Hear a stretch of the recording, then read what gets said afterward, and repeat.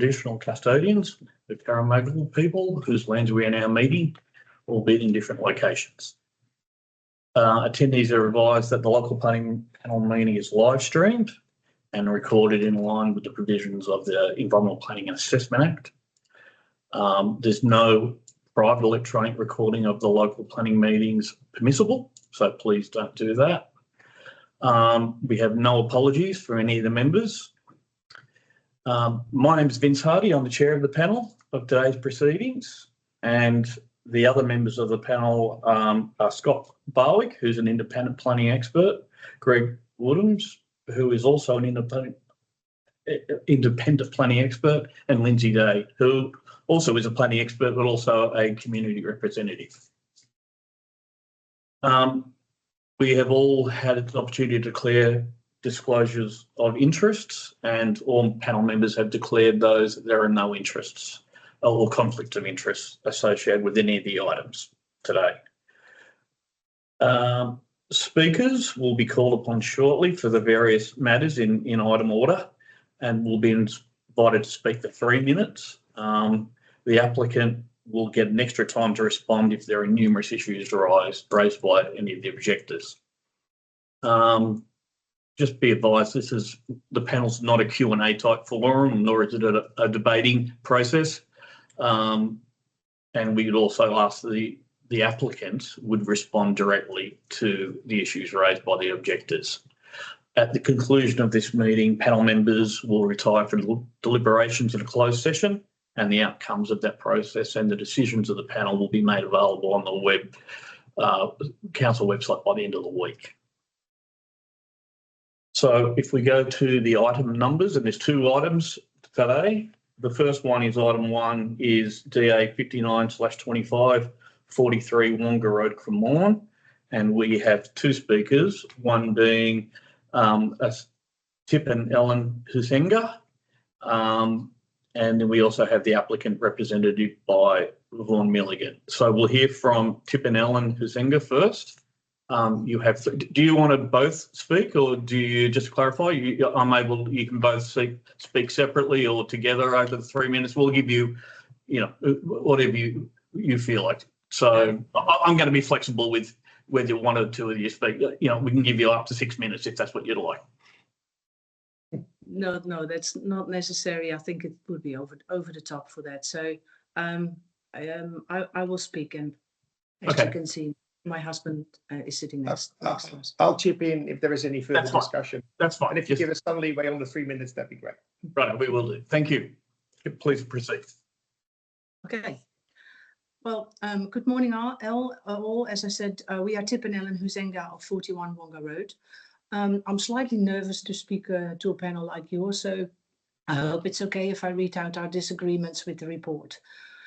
We did an extensive renovation in 2017 in consultation with the council, specifically trying to add solar access to the back living room. The conclusion of the report that there's no significant impact on adjoining properties and that the impact of solar access loss is minor, we disagree with. We disagree with the following 3 reasons. 1, the shadow diagrams and shadow elevation drawings are incorrect, and therefore the solar access loss is incorrect. Under the proposed development, a substantial part of our back room and outside area no longer receives morning sun. But in fact, it's worse. The shadow diagrams and elevation misrepresent our pergola roof as solid, whilst in fact it is transparent.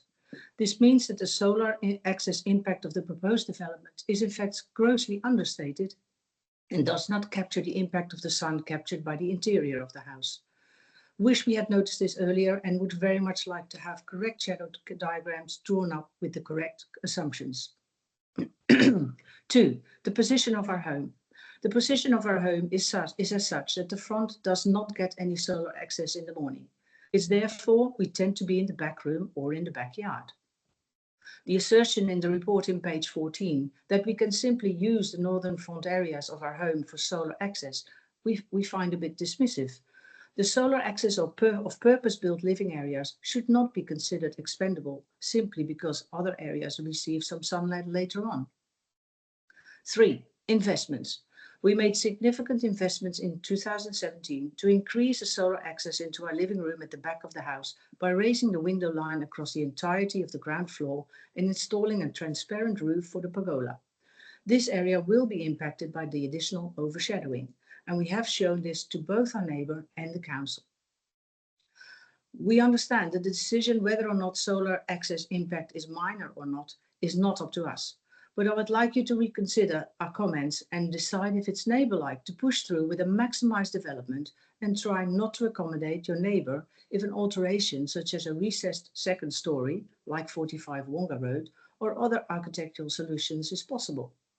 We are supportive of a whopper of an increase of site coverage of 38%. Is it then not possible to work together to achieve a mutually accepted outcome? Thank you very much. Thank you. Appreciate your comments. I'll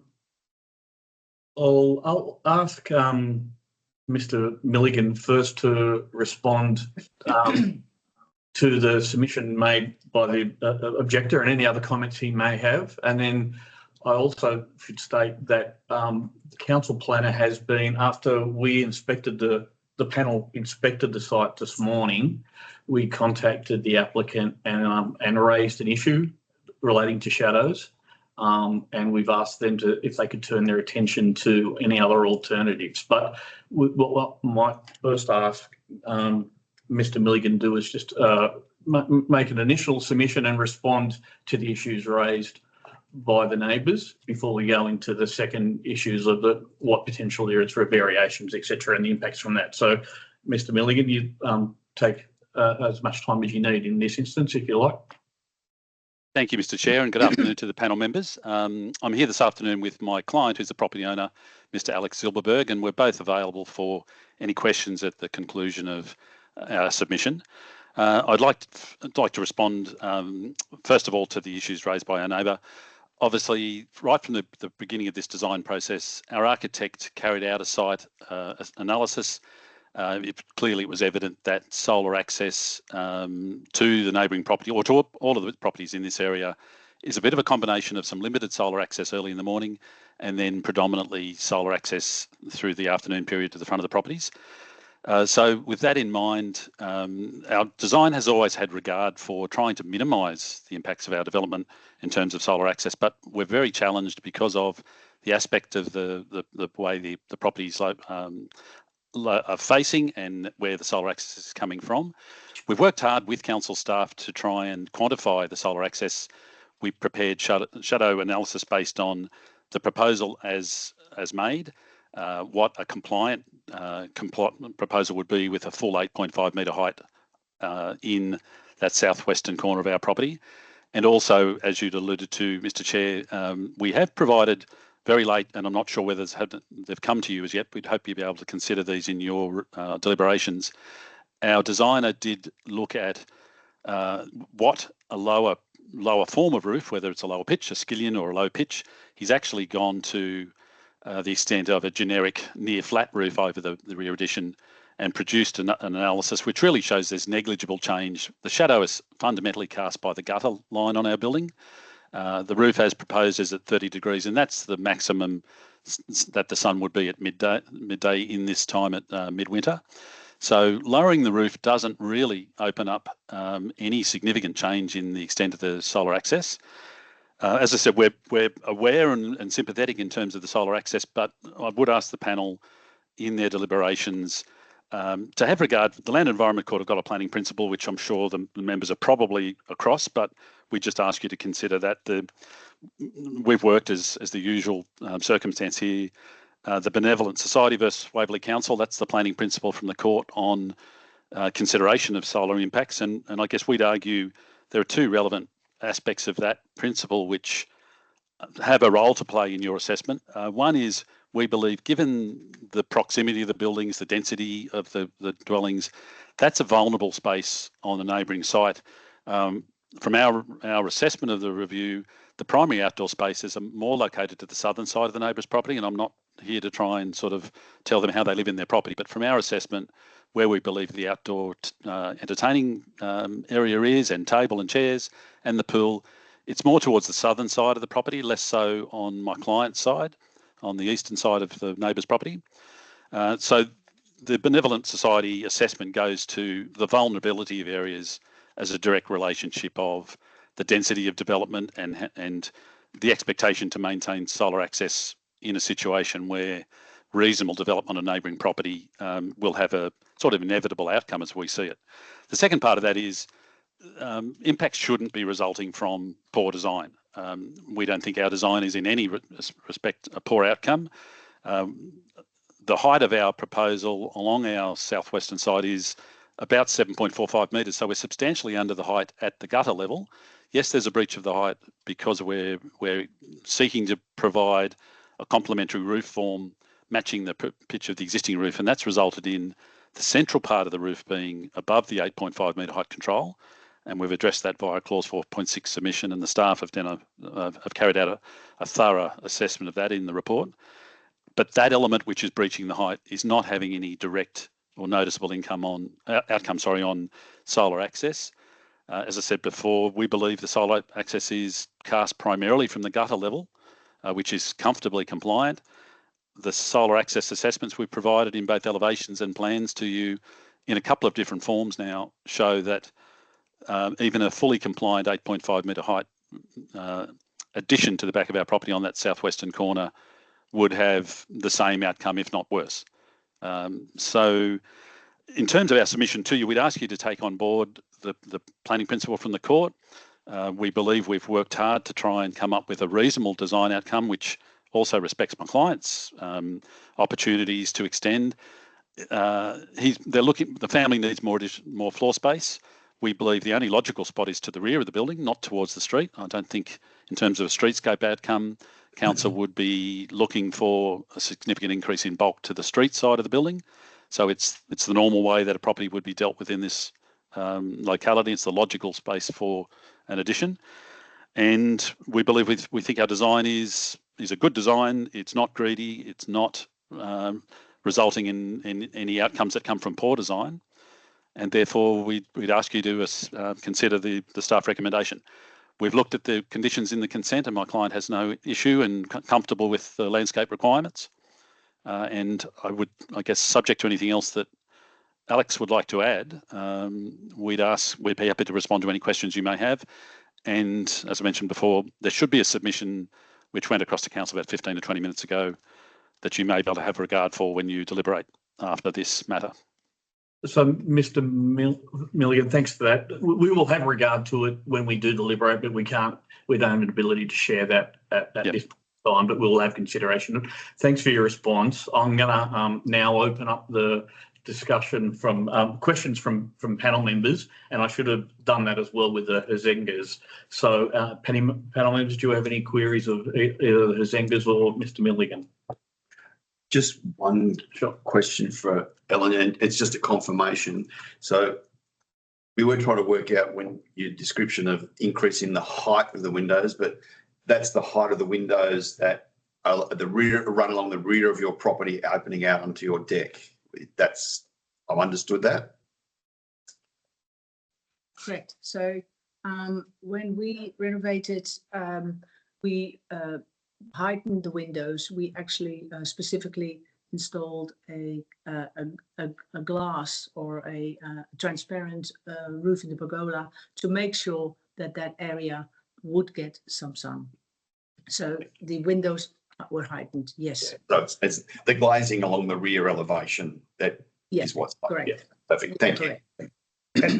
And may I add that on page 87 of the report, in the shadow elevation diagram, that area is not credited with getting any light through a transparent pergola because the pergola has been modelled as fully solid, and as a result, the impact of the roof line appears negligible. However, the impact is significant if you actually were to view that as a transparent area. And therefore, you would see that there would be sun on the wall in one end, or wall which is modelling for our glassed area, whereas there is none at the moment. Thank you. Thank you.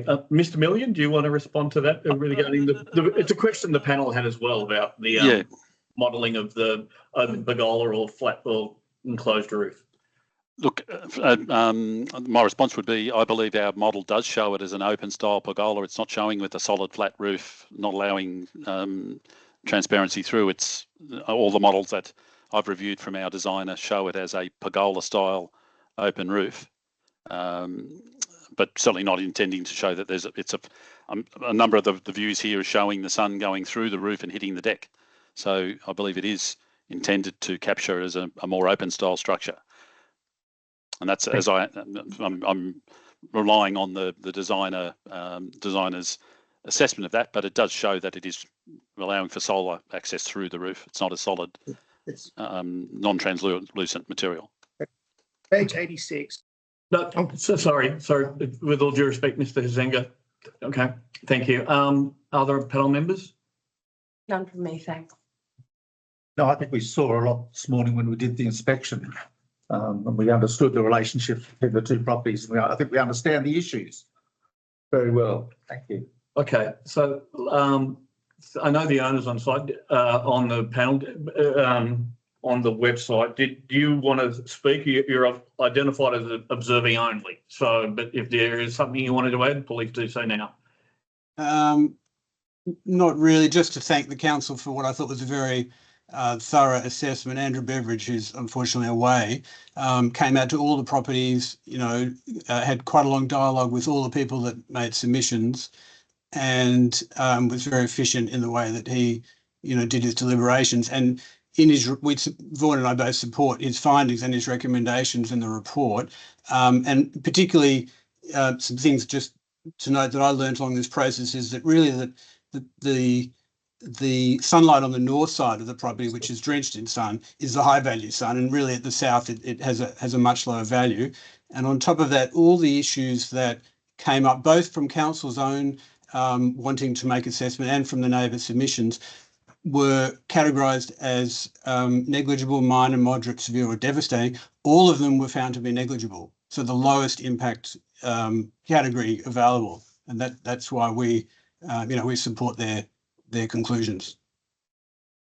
Okay, thank you. Mr. Chair, do you mind if I just add something else to the comments I made previously? And it's possibly in support of the neighbours' concern over the shadow analysis in the report. To be honest, I've been working off what we've provided to council over the last 3 or 4 weeks and again today, which are very much open, and I'm looking at open style roofing over the rear pergola, but I can see what would be concerning the neighbours. And when I've gone to that sheet in council's report, it does show a solid roof on there. So that may be a very early version of these plans. We've certainly superseded that in the information we've provided, and we'd ask the panel to, I guess, please consider it under the new information that's provided, not so much the plan that's in that report, because I think that's not showing that. There's a couple of versions in there which show a solid roof, and that's not the intention. I think, Mr. Chair, Mr. Milligan, you might be referring to the shadow diagrams on page 88 of the report, which have the pergola on 41 as a series of open slats.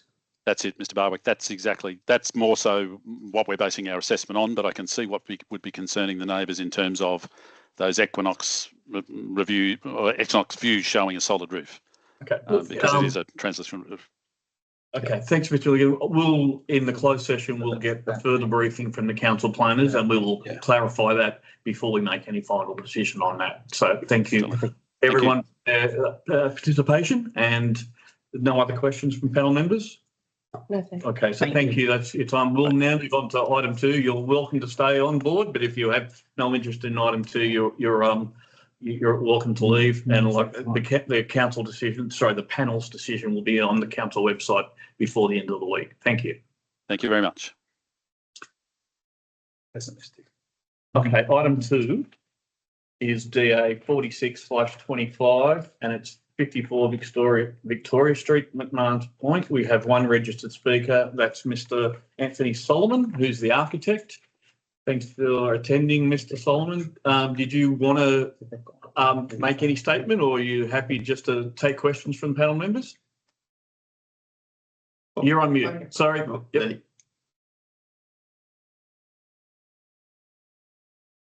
Still on mute. Mr. Solomon, you're still on mute.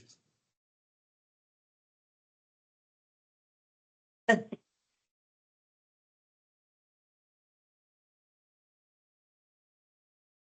agreeable. I haven't seen him. You're still on mute, yeah. It's a speaker on your end, Anthony. We haven't muted him, have we? No. Oh, sounds like we got something there. Yep. Yes, can hear you now. Can you hear me now? Yes, Paul, thank you. Good. Thank you for the opportunity. You've been to the site and you can see that this particular building is from another era. And as the market would and compliance needs to be upgraded to for fire reasons and for egress, for accessibility. And so the owner has taken all of that on board and upgrading the building to a standard that was commensurate with modern expectation. So all in all, it's probably a good result for the community, a good result for the precinct, and we have really nothing more to add because it's recommended for approval. Thank you. Panel members, do you have any questions of? Just, I was only going to ask, all of the conditions are acceptable? There's no conditions you have any issue with, Mr. Solomon? Yeah, then what's something? I'll assume no. Bit staticky. Right. We're struggling to hear you, Mr. Solomon. Was there any? We're losing you in and out, yeah. Right. Well, can you hear me now? Yeah, we can, yeah. Okay. Anyway, it's recommended for approval, so this shouldn't take too long. No, okay. So the question was, have you seen all the conditions, including? Yes, I think. most of it is technical in terms of fire upgrade. And, Yeah, that's right. Are you comfortable with all and those? accessibility. Well, it's an impost that the owner has agreed to take on, Right. and we have a very good fire consultant on board. So as part of the CC, that will all happen. All right. Okay, thank you, Mr. Woodhams. No, I'd just like to thank you and your owner for refurbishing the building and not demolishing and starting again. That's a good way to do it. Thank you. No problems. Thank you, Mr. Solomon. And Right. we'll close the item now, and again, we'll go to close deliberations, and we'll have the decision available on the website before the end of the week. So thank you. Thank you. All right. Okay, we'll now close the public session of the panel at 2:23 and close for internal deliberations amongst the panel members. Thank you everyone for your attendance.